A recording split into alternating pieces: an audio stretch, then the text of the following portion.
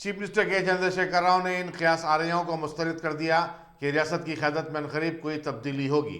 उन्होंने कहा कि वो सेहतमंद और पूरी तरह तंदुरुस्त हैं। आइंदा 10 बरस तक वही चीफ मिनिस्टर रहेंगे। बंजारा हिल्स में वाक़ तेलंगाना भवन में पार्टी की आमेला के इजलास से खिताब करते हुए चीफ मिनिस्टर ने पार्टी कैडर से कहा कि वो गैर ज़रूरी बयानबाजी न करें और न ही क़यास आरइयों को हवा दें। 2.5 घंटे से ज़्यादा अरसे तक चलने वाले इजलास में पार्टी की रुकनियत साजी और 27 अप्रैल को मुनक़िद शुदी प्रिलिमिनरी कन्वेंशन, सदारती चुनाव के बशमूल कई उमूर पर तफसीली तबादला ख्याल किया गया।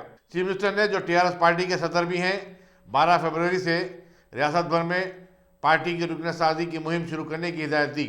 उन्होंने कहा कि गुज़िश्ता मरतबा 60 लाख अरकान बनाने का रिकॉर्ड बनाया गया था, चुनाचे हर असम्बली हल्के में अब 50,000 नए अरकान बनाते हुए वो रिकॉर्ड तोड़ा जाए।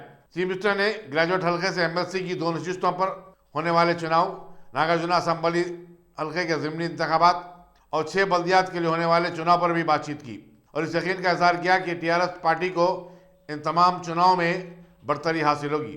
चीफ मिनिस्टर ने कहा कि 11 फरवरी को होने वाले जीएसएमसी के मेयर और डिप्टी मेयर के उम्मीदवारों के नामों का बंद लिफाफे में उसी दिन इंकशाफ किया जाएगा।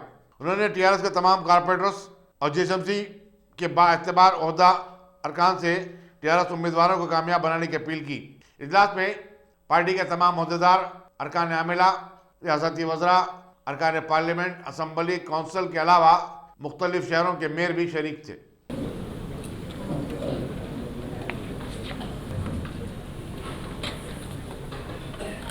సెక్రటరీ జనరల్ గారు,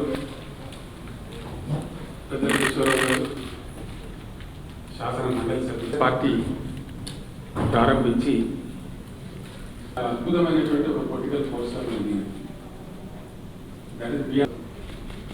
ఎప్పటికప్పుడు నాయకత్వం తీసుకునే నిర్ణయాలు చాలా మన పార్టీ పెట్టినటువంటి ప్రతికూల పరిస్థితి ఆఖరికైతే మనం కోరిన దాకా చూసాం. ఇప్పుడు అందరు పెడతారు, అంత ఈజీ కాదు. దానికి ఈక్వేషను, సిచ్యువేషను, టైమింగ్ ఊళ్ళో అవుతుంది. పద్మనాభానికి రావడం, వాళ్ళకి ఇటు రామారావు గారు ముఖ్యమంత్రి, ఇలా ఏదో వాళ్ళు కొంత భేదాలు. నాతో పాటు ఆయన ఫస్ట్ టైం ఓడిపోయింది, నేను ఓడిపోయింది, ఆయన ఓడిపోయింది. సెకండ్ టైం ఇద్దరు ప్రాబ్లం. నేను పోయి పాపం గంట నడిచేది చెప్పాను.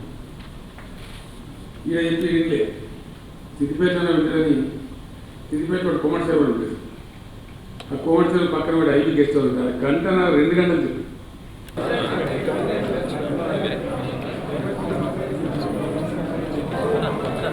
అందరూ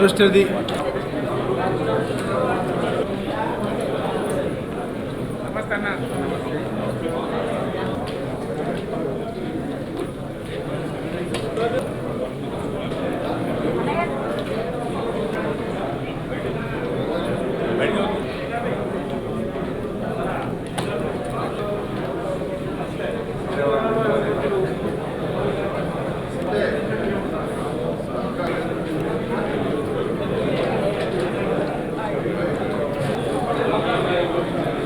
అందరికీ నమస్కారం.